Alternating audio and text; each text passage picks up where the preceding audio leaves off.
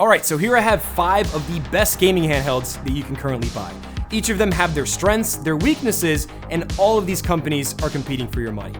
We've finally reached the point where each of these are refined enough where it's time to do a recap of what I would currently go for right now. So we're gonna make this easy. 5 devices with 5 categories each with a max score of 50 points with one on top at the end. Of course, one winner doesn't apply to everyone out there, so you can use this as a system to figure out your own winner. Now, category number 1 might not surprise many of you. A lot of the top ranked screens on this list are fantastic. We are seeing some manufacturers go the IPS route, where others are sticking to OLED. OLED is where it seems like most of the top flagship displays are headed. The Legion Go S is sticking with an IPS display at 120 Hz, which is basically like the sweet spot where most of these devices are sticking. The MSI Claw, Ally X, all 3 of these are using a variation of this, which at 7 and 8 inches, the screen size paired with variable refresh rate, you get a really smooth gameplay experience. I honestly still can't get over how insane it is to game at these resolutions and refresh rates in this form factor. All 3 happen to be 500 nits, which is an area where the OLEDs completely cook them. Like the F1 Pro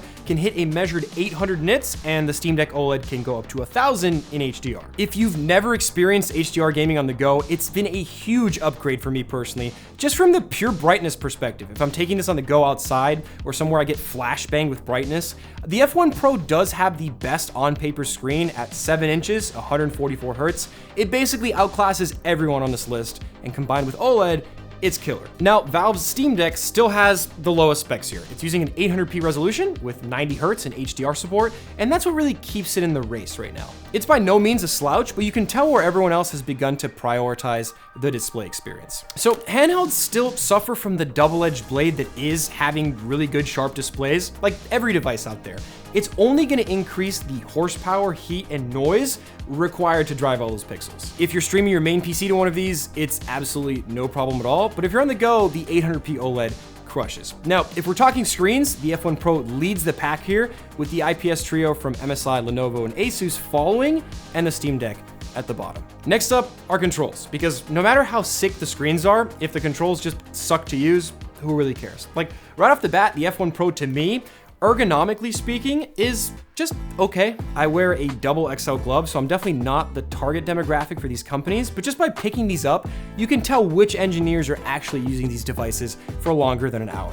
You have to prioritize comfort while maintaining flexibility in the controls and not adding 500 useless buttons. Pretty much everyone here at this point is rocking rear paddles. Lenovo and MSI seem to be headed in the direction of larger devices that are really comfortable to use, whereas the Legion Go S has trigger locks that makes the triggers clicky, really smooth thumbsticks. MSI also has a really ergonomic feeling handheld. The D-pad is okay, thumbsticks feel a little loose for any precise aiming, whereas the Ally X feels the most controller-like. Without sacrificing much, they rounded off the corners compared to the original Ally, and the buttons are just much more tactile and responsive. The F1 Pro feels like a step below everyone else here. The buttons feel less quality, the thumbsticks are smaller, there's no rear paddles or grip texturing. And finally, the Steam Deck does feel it offers the most amount of flexibility here. There's trackpads, gyro support, rear paddles. You can use community-made profiles for certain games.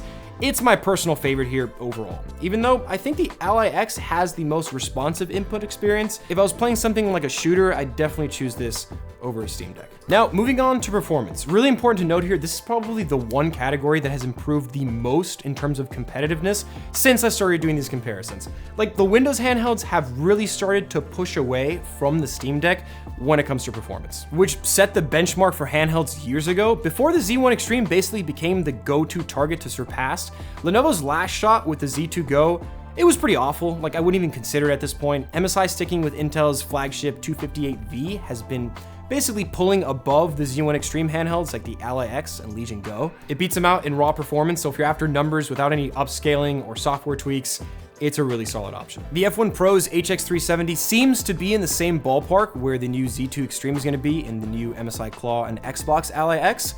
Probably going to use the same APU. It actually performs really well at under 10 watts. This is usually where the Steam Deck was the go-to for older titles, emulation, or indie games, where you don't have that high power consumption.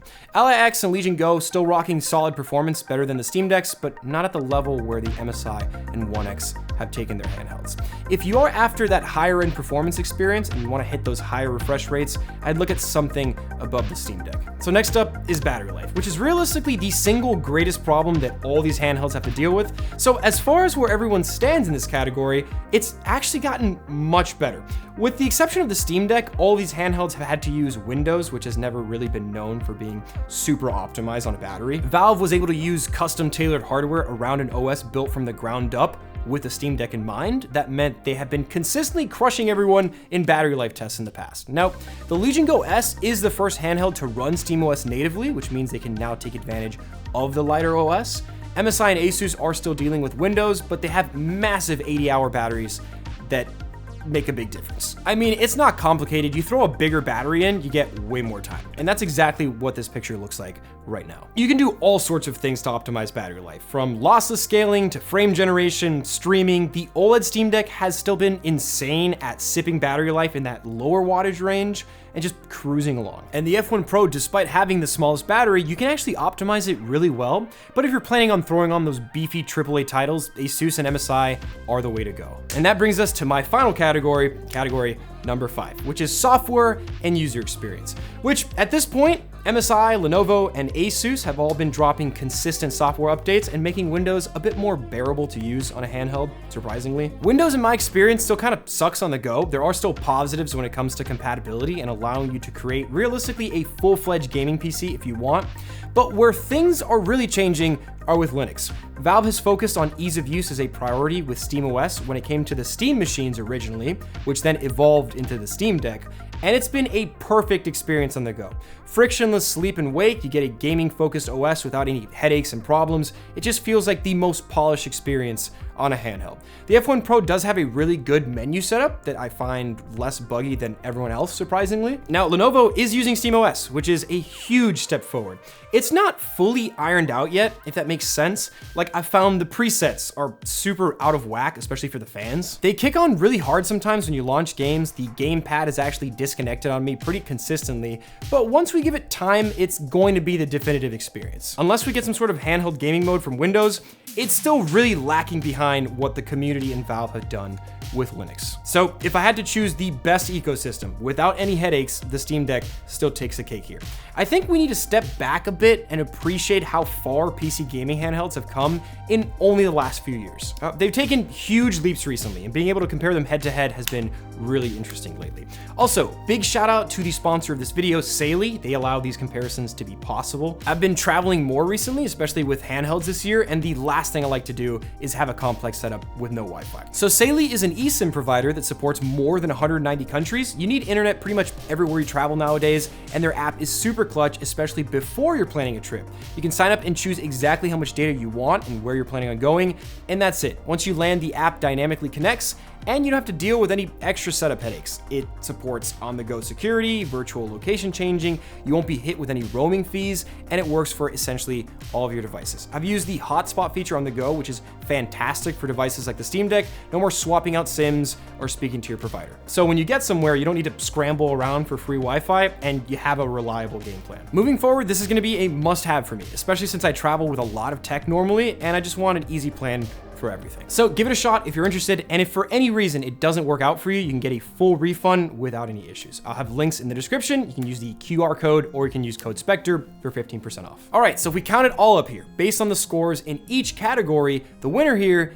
is the Ally X. But you have to remember here, before anyone gets super passionate about their favorite handheld, it's really a personal decision. They each have their strengths. It really just depends on what you value the most. If you're looking to jump into the handheld world, despite the fact that the Steam Deck here is one of the lowest scoring handheld, it's still one of my favorite choices because I value ecosystem the most. But if you want the best overall performance package, something from MSI, Lenovo, or Asus might be the best option for you. So hopefully this cleared things up a bit, and a big thanks for watching.